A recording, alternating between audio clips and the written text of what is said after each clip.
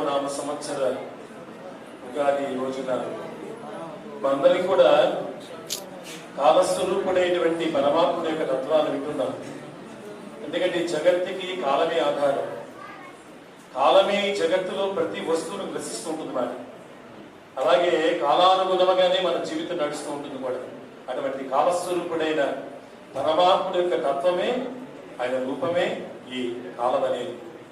అటువంటి పరమాత్ముడి యొక్క కాలం గురించి వినడం అందరికీ కూడా ఎందుకు వినాలంటే, ఈ ఉగాది రోజున మనందరికీ కూడా పంచాంగ శ్రవణం చేయమని చెప్పిన శాస్త్రం. ఎందుకంటే శ్రీ కళ్యాణ గుణావకం రిపుహరం స్వప్న దోషాపకం గంగా స్నాన విశేష పుణ్యఫలదం గోదానం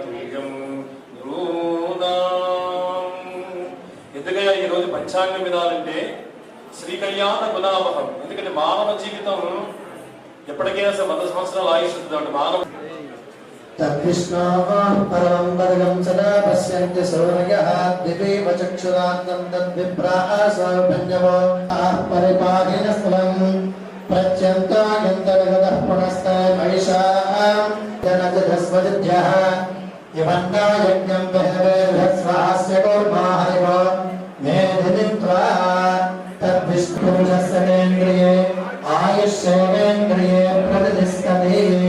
శ్రీ అలివేలసమేత శ్రీ వెంకటేశ్వర స్వామి అశేష కృపా కరుణాకటాక్షమి.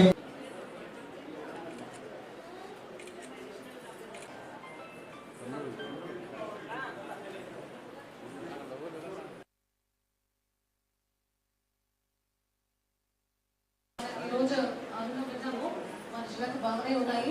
ఎక్కువ అగ్రికల్చర్ ఓరియంటెడ్, ఫార్మింగ్ ఓరియంటెడ్ కాబట్టి ఇప్పుడు ఫార్మింగ్ ప్రాక్టీసెస్ అవన్నీ ముందే నేర్పించాలని కూడా చెప్పడం జరిగినాయి. సో రోడ్ సేఫ్టీ కూడా చూసుకోవాలని కూడా మనం మొదలు చెప్పడం జరిగింది.